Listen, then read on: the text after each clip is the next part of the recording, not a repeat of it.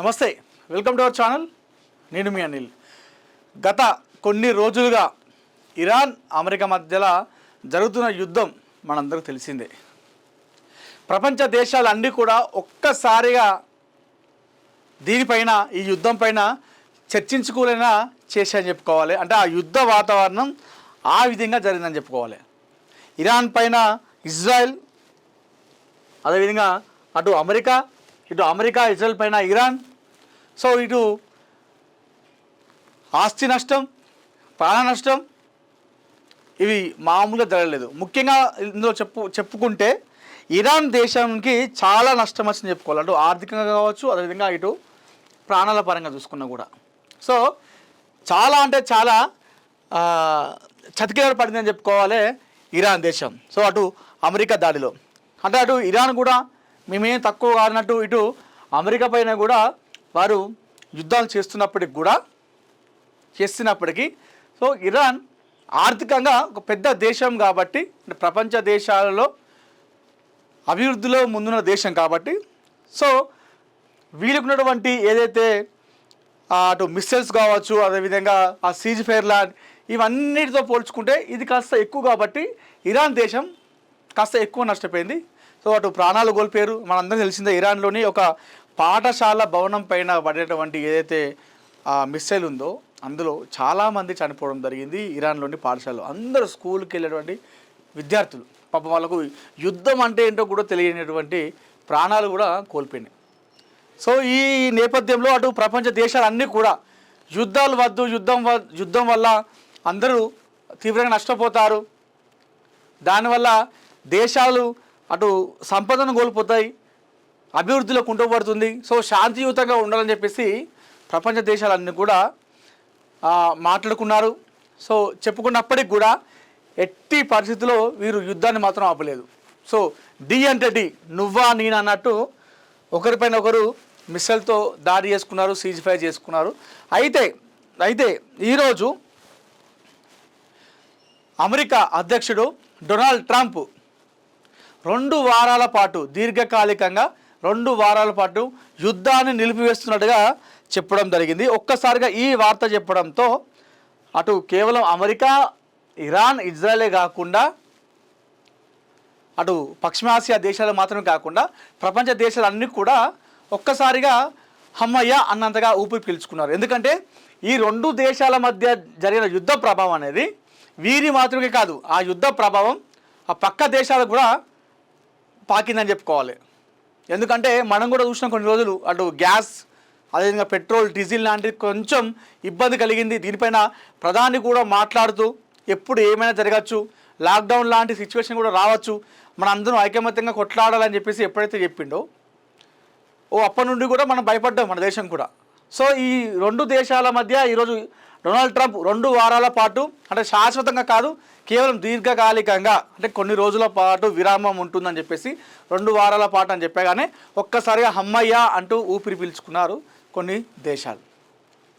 So 2 వారాల పాటు అది కూడా దీర్ఘకాలికంగా. దీనిలో ఈ 2 దేశాలకు ఇరాన్, అదేవిధంగా అమెరికా మధ్యలో మధ్యవర్తిత్వం చేస్తుంది దేశం ఏంటి చెప్పనా? పాకిస్తాన్.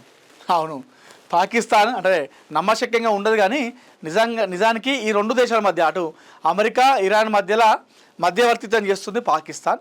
ఈ నెల 10వ తేదీ నాడు అంటే ఎల్లుండి ఇస్లామాబాద్లో ఈ 2 దేశాల మధ్య చర్చలు జరగబోతున్నాయి. అంటే శాంతియుతమైన చర్చలు, అదేవిధంగా యుద్ధం ఆపుకోవాలి, శాంతియుతంగా ఉండాలి అని చెప్పేసేటువంటి చర్చ జరగబోతున్నాయి. ఈ 2 దేశాలకు మధ్య వ్యక్తిత్వం పాకిస్తాన్ చేస్తుంది. ఎల్లుండి ఇస్లామాబాద్లో ఈ ఇరువురు కూడా చర్చలు చేసుకోబోతున్నారు ఆ యుద్ధం గురించి. ఇందులో ముఖ్యంగా యుద్ధం గురించి చెప్పుకుంటే అందులో ఇరాన్ ముఖ్యంగా 10 ప్రతిపాదనలు తీసుకొచ్చింది. ఆ 10లో మొదటి పాయింట్ చూసుకుంటే యుద్ధం అనేది ఉండద్దు, శాశ్వతంగా నిలిపివేయాలి అని చెప్పేసి అందులో మొదటి ప్రతిపాదనలో ఇరాన్ తెలపడం జరిగింది. అంటే యుద్ధాన్ని నిలిపివేయాలి, అది కూడా శాశ్వతంగా నిలిపివేయాలన్నట్టుగా అందులో మొదటి ప్రతిపాదనలో తెలిపింది ఇరాన్. సో ఇదంతా పక్కన పెడితే ఒక్కసారిగా ఈరోజు ఈ 2 వారాల పాటు యుద్ధం ఆపుతున్నట్టుగా, కొన్ని రోజులు విరామం ఇస్తున్నట్టుగా అమెరికా అధ్యక్షుడు ట్రంప్ తెలిపగానే ఇరాన్లో ఉన్నటువంటి ఇండియా ఎంబసీ ఇరాన్లో ఉన్నటువంటి భారత పౌరులను అలర్ట్ చేసింది. ఎవరైతే ఇరాన్లో ఉంటున్నారో ఎన్ని రోజులు యుద్ధం కారణంగా చాలామంది కూడా వాళ్ళు మన దేశానికి రాలేకపోయారు. సో అమెరికా అధ్యక్షుడు ట్రంప్ ఈరోజు ఏదైతే సీజ్ ఫైర్ ఒప్పందం ఉందో ఆ 2 వారాల పాటు విరామం ఇస్తున్నట్టుగా తెలియగానే ఒక్కసారిగా ఇరాన్లో ఉన్నటువంటి భారత పౌరులకు మన ఇండియన్ ఎంబసీ అలర్ట్ చేసింది. సో మీరు తక్షణమే ఇరాన్ దేశాన్ని వదిలి రావాలంటూ కూడా వాళ్ళు అడ్వైజ్ చేయడం జరిగింది భారత పౌరులకు మన ఇండియన్ ఎంబసీ. సో దీనికోసం ఎలా రావాలి, ఎక్కడ కాంటాక్ట్ అవ్వాలనేది కూడా ఇన్ఫర్మేషన్ ఇచ్చింది. ఇరాన్లో ఉన్నటువంటి భారత రాయబార కార్యాలయంలో వెళ్తే దానికి సంబంధించినటువంటి సమాచారం మొత్తం ఉంటుంది. వారిని కలిస్తే వాళ్ళు పూర్తి సమాచారం ఇస్తారు. సో ఈ 2 వారాల పాటు యుద్ధ విరామం ఉంది కాబట్టి ఈ 2 వారాల పాటు సో యుద్ధం ఇలాంటిది లేదు కాబట్టి సో మీరు తక్షణమే ఇరాన్ను ఖాళీ చేసి ఇరాన్ను వదిలిపెట్టి వెంటనే ఇండియాకు రావాలి. దీనికి సంబంధించినటువంటి విషయం తెలుసుకోవాలంటే ఇరాన్లోని భారత రాయబార కార్యాలయానికి వెళ్తే వాళ్ళు పూర్తి సమాచారం అందిస్తారని చెప్పేసి మన ఇండియన్ ఎంబసీ ఎక్స్లో పోస్ట్ చేయడం జరిగింది. సో మేము కొన్ని మార్గాలను మేము సూచిస్తాము, ఆ మార్గాల ద్వారా మీరు ఇండియాకి రావాలంటూ కూడా ఎక్స్లో పోస్ట్ చేసింది ఇండియన్ ఎంబసీ. ఒక్కసారిగా ఈ విషయం చెప్పడంతోనే అంటే ఈ యుద్ధ ఉన్న నేపథ్యంలో మన వాళ్ళు ఇండియాకి రావాలని చెప్పేసి పిలుపునియడంతో ఒక్కసారిగా ఆ ఎక్స్లో పోస్ట్ చేసినటువంటి మ్యాటర్కి ఒక్కసారిగా అందరు కూడా ఆలోచింపజేసేలా అనిపిస్తుంది. అంటే ఈ యుద్ధం ఇంకా ఆగదు కావచ్చు అనేటువంటి నేపథ్యంలోనే ఇండియన్ ఎంబసీ ఈ విధంగా స్పందించింది. కేంద్రం ఈ విధంగా ఇరాన్లో ఉన్నటువంటి భారత పౌరులను అడ్వైజ్ చేస్తుంది వాళ్ళని చెప్పేసి చాలామంది అనుకుంటా ఉన్నారు. అంటే ఇప్పటికే 2 వారాల పాటు వాళ్ళు అక్కడ విరామం తీసుకున్నారు. అదేవిధంగా ఎల్లుండి ఇస్లామాబాద్లో ఈ 2 దేశాల మధ్య చర్చలు ఉన్నాయి. సో ఈ చర్చలు సఫలం కాకుండా విఫలం అవుతాయేమో అన్నటువంటి నేపథ్యంలోనే ఇండియన్ ఎంబసీ ఇరాన్లో ఉన్నటువంటి భారత పౌరులను ఖాళీ చేసి ఇండియాకు రావాలని చెప్పేసి చెప్తా ఉందన్నట్టుగా మరికొంతమంది అనుకుంటా ఉన్నారు.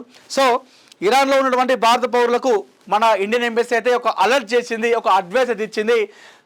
ఇరాన్లో ఈ 2 వారాల పాటు యుద్ధం అయిపోయింది. ఈ 2 వారాల వ్యవధిలో మీరు భారత్కు విచ్చేసేయాలి.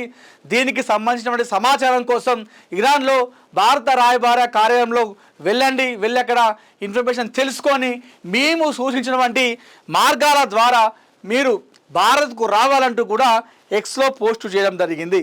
సో ఒక్కసారిగా ఈ వార్త వినడంతో ఇరాన్లో ఉన్నటువంటి భారత పౌరులందరూ కూడా సో అటు భారత రాయబార కార్యాలయం ఏదైతే ఇరాన్లో ఉన్నటువంటి భారత రాయబార కార్యాలయానికి క్యూ కట్టడం జరిగింది. అంటే ఈ యుద్ధం మరి ఆగుతుందో లేదో ఒక్కసారిగా ఇండియన్ ఎంబసీ ఈ విధంగా చెప్పడంతో యుద్ధం ఆగదు కావచ్చు, ఇది ఈ రకంగానే కొనసాగుతుందేమో, దీనివల్ల ఆస్తి నష్టం ప్రాణ నష్టం కలుగుతుందేమో, అందుకోసమే మా ఎంబసీ ఈ విధంగా అడ్వైజ్ చేసిందేమో అని చెప్పేసి అక్కడ ఉన్నటువంటి ఇరాన్లోని భారత పౌరులు మొత్తం కూడా భారత రాయబార కార్యాలయానికి క్యూ కట్టారు. అక్కడ ఇన్ఫర్మేషన్ తెలుసుకుంటున్నారు. వాళ్ళు ఇండియాకి వచ్చేటువంటి ప్రయత్నం అయితే చేస్తూ ఉన్నారు. సో చూద్దాం మరి ఈ 2 వారాల తర్వాత సీజ్ ఫైర్ ఇలానే కొనసాగుతుందా, చర్చలు సఫలమై యుద్ధం ఆగిపోతాయనేది చూడాలి. మొత్తానికైతే ఇండియన్ ఎంబసీ ఈ 2 వారాల పాటు ఇరాన్లో అటు అమెరికా మధ్యలో యుద్ధం ఆగడంతో ఇరాన్లో ఉన్నటువంటి భారత పౌరులు వెంటనే భారత్కు రావాలని చెప్పేసి అడ్వైజ్ ఇవ్వడం వెనకాల ఉన్నటువంటి ఆంతర్యం ఏమిటో తెలియాలంటే మరికొన్ని రోజులు మనం వెయిట్ చేయాల్సిందే.